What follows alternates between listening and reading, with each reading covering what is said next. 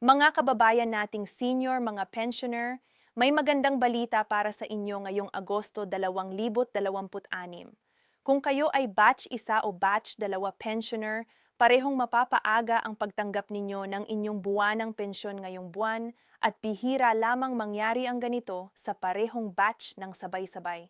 Sa video na ito, ipapaliwanag natin ng detalyado ang eksaktong petsa kung kailan lalabas ang inyong pensyon para sa buwan ng Agosto 2026, ang batayan nito sa opisyal na circular ng SSS at ang mga mahalagang paalala na dapat ninyong tandaan tungkol sa inyong bangko, sa inyong differential at sa inyong pension increase.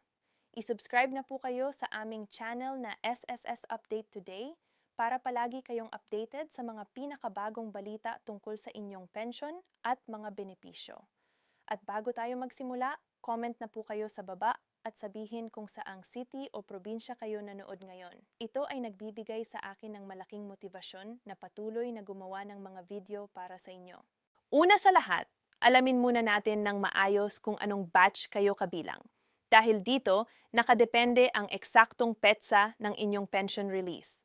Ang batch ninyo ay tinutukoy base sa inyong date of contingency. Ibig sabihin ang petsa kung kailan kayo naging kwalipikadong pensioner ng SSS, karaniwan ay ang petsa ng inyong retirement, ang petsa ng inyong kapansanan, o ang petsa ng pagkamatay ng inyong benepisyaryo kung kayo ay survivor pensioner. Kung ang inyong date of contingency ay nahuhulog sa pagitan ng 1 hanggang 15 ng buwan, kayo ay kabilang sa batch 1.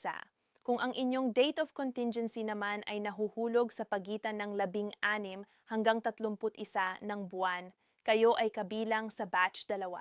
Ito ang dahilan kung bakit madalas ninyong naririnig sa mga video namin ang mga terminong batch 1 at batch 2 dahil magkaiba ang schedule ng crediting ng kanilang pensyon. Ang basihan ng schedule na ito ay ang SSS Circular Number 2020-024 na naglalaman ng revised schedule of monthly pension release para sa ating mga pensioner. Sa ilalim ng circular na ito, malinaw na nakasaad na ang regular crediting date ng batch 1 pensioner ay tuwing unang araw ng buwan, habang ang crediting date ng batch 2 pensioner naman ay tuwing ika-16 ng buwan. Ngunit may isang mahalagang probisyon ang circular na ito na dapat ninyong tandaan. Kung ang crediting date na ito ay mahuhulog sa isang Sabado, Linggo o holiday, hindi po ito ihihintay hanggang sa susunod na working day. Sa halip, ang pensyon ay ilalabas na ng mas maaga sa huling working day bago ang Sabado, Linggo o holiday na yon. Ito ang batayan kung bakit napapaaga ang release ng pensyon sa mga ganitong sitwasyon at hindi ito basta-basta na lamang pagpapabuti ng SSS kundi nakasulat na patakaran sa opisyal na circular nila. Ngayon, para sa buwan ng Agosto 2026, mangyayari itong dalawang pagkakataon ng sabay, kapwa sa batch 1 at batch 2. At ito ang dahilan kung bakit espesyal ang balitang ito para sa ating mga pensioner. Para sa batch 1 pensioner, ang regular crediting date sana ay Agosto 1, 2026. Ngunit kung titingnan natin ang kalendaryo, ang Agosto 1, 2026 ay tumatapat sa isang Sabado. Dahil dito, ayon sa patakaran ng SSS Circular 2020-024, hindi na ito ihahatid sa Sabado, kundi sa huling working day bago iyon na siyang July 31, 2026, isang Biyernes. Kaya kung kayo ay batch 1 pensioner, asahan ninyo na ang inyong buwanang pensyon para sa buwan ng August ay ilalabas na sa inyong account sa petsang July 31, 2026. Para naman sa batch 2 pensioner, ang regular crediting date sana ay Agosto 16, 2026. Ngunit kung titingnan din natin ang kalendaryo, ang Agosto 16, 2026 ay tumatapat naman sa isang linggo. Dahil dito, sa halip na ihatid sa linggo, ang pensyon ninyo ay ilalabas na sa huling working day bago iyon na siyang August 14, 2026, isa ring Biyernes. Kaya kung kayo ay batch 2 pensioner, asahan din ninyo na mas maaga ninyong matatanggap ang inyong pensyon para sa August 2026 sa petsang August 14, 2026. Bilang mabilis na buod, para sa batch 1, ilalabas ang inyong pensyon para sa buwan ng August 2026 sa July 31, 2026. Para sa batch 2 naman, ilalabas ang inyong pensyon sa Agosto 14, 2026. Kapansin-pansin na kapwa Biyernes ang dalawang petsang ito, kaya sabay-sabay ninyong maaasahan ang inyong pensyon kahit magkaiba ang inyong batch. Ito ay medyo bihira dahil hindi laging nangyayari na parehong batch ay mapapaaga sa iisang buwan lamang, kaya ito nga ay itinuturing naming magandang balita para sa inyong dalawang grupo.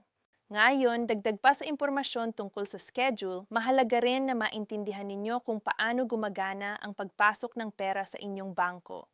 Ang petsang ibinibigay ng SSS ay ang petsa kung kailan nila ipapadala ang pondo patungo sa inyong bangko. Hindi ito garantiyang sa mismong araw na iyon ninyo agad makikita ang pera sa inyong account. May pagkakaiba-iba kasi ang proseso ng bawat bangko. May mga bangko na mabilis at maaga magproseso ng padalang pondo. Kung minsan, 1 hanggang 2 araw pa lamang bago ang opisyal na schedule ay nasa account na ninyo ang inyong pensyon. Sa kabilang banda, may mga bangko naman na medyo mabagal magproseso, kaya maaaring maantala ito ng 2, 3 o kahit 4 na araw pagkatapos ng opisyal na schedule bago ninyo ito makita sa inyong account. Kaya kung sa eksaktong araw ng schedule ay wala pa kayong natatanggap, huwag muna kayong agad mag-alala o mainis dahil normal lamang ito depende sa bangko na inyong ginagamit. Ngunit kung lumipas na ang ilang araw mula sa schedule at wala pa rin kayong natatanggap, may 2 hakbang na dapat ninyong sundin. Una, bisitahin muna ninyo ang inyong bangko at magtanong kung talagang wala pa silang natatanggap na padala mula sa SSS para sa inyo. Kapag nakumpirma na ng bangko na wala nga silang natanggap na pondo, saka lamang kayo dapat pumunta sa SSS para magpatulong at maalamin kung anong problema ang nangyari. Huwag munang diretsahin ang SSS bago pa man ninyo ma-verify sa bangko dahil kadalasan nasa bangko lamang ang dahilan ng pagkaantala. Ngunit kung mas malala pa ang sitwasyon ninyo, tulad ng 1 o 2 buwan na ang lumipas at wala pa rin talagang pumapasok ang inyong pensyon, halimbawa, kung ang inyong pensyon para sa buwan ng Hunyo ay hindi pa rin ninyo natatanggap kahit Hulyo na o Agosto na, huwag na ninyong hintayin pa ito ng matagal. Diretso na kayong pumunta sa SSS para agad na ma-check kung may problema sa inyong account, sa inyong record, o sa proseso ng inyong pagiging pensioner. Ngayon, pag-usapan din natin ang tanong na madalas itanong tungkol sa differential, ang tawag natin sa dagdag na perang dapat ninyong matanggap mula sa nakaraang pagtaas ng pensyon. Mahalagang malaman ninyo na walang iisang petsa o schedule ang differential para sa lahat ng pensioner dahil iba-iba ang paraan ng pagbibigay nito depende sa inyong partikular na sitwasyon. Halimbawa, may mga pensioner na tumatanggap ng advanced pension sa loob ng 18 buwan. Para sa kanila, ang differential mula sa pagtaas ng kanilang pensyon ay ibinibigay sa kanila ng isahan lamang sa kanilang ika-19 na buwan kapag natapos na ang kanilang 18 buwang advance pension. May iba namang pensioner na hindi umaabot sa 18 months advance at para sa kanila, karaniwang binibigay ang kanilang differential ng buwan-buwan, unti-unti, hanggang sa mabayaran ng buo. At mayroon ding ilang pensioner na direktang natanggap na ang buong halaga ng kanilang differential ng isang beses lamang mula sa SSS. Depende sa proseso na ginamit para sa kanilang account. Dahil sa ganitong pagkakaiba-iba, walang isang sagot na maaari naming ibigay sa lahat tungkol sa eksaktong petsa ng inyong differential. Ang pinakamainam na paraan para malaman ninyo ito ay pumunta mismo sa inyong SSS branch at direktang itanong kung kailan inaasahang ipasok ang inyong differential sa inyong account. Bukod dito, may mga pensioner din na nag-comment na hindi pa nila natatanggap ang dagdag mula sa second round pension increase noong buwan ng Hunyo 2026. Kung kayo ay isa sa mga ito, huwag muna kayong mag-alala o masyadong mainis.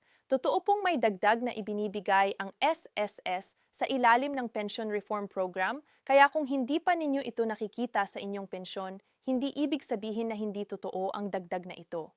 Ang pinakamainam na gawin ay pumunta na lamang po kayo sa inyong pinakamalapit na SSS branch para makumpirma at maalamang direkta kung ano ang dahilan ng pagkaantala sa inyong partikular na kaso at para maayos na rin ito agad kung kinakailangan.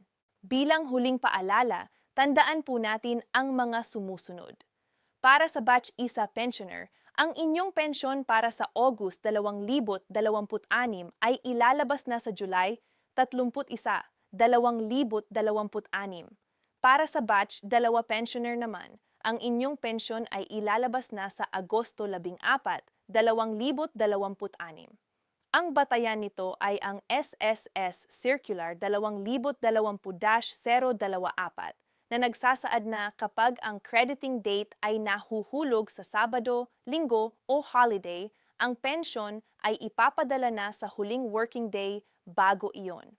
Bantayan din ninyo ang inyong bangko dahil maaaring may pagkakaiba ito ng ilang araw depende sa bilis ng proseso nila. At kung may katanungan kayo tungkol sa inyong differential o sa inyong pension increase na hindi pa ninyo natatanggap, ang pinakamainam pa rin ay direktang pumunta sa inyong SSS branch para sa tumpak at personalized na sagot. I-subscribe na sa aming channel na SSS Update Today para palagi kayong updated at para mas mabilis na makuha ang aming susunod na video na puno ng mahahalagang impormasyon para sa inyo.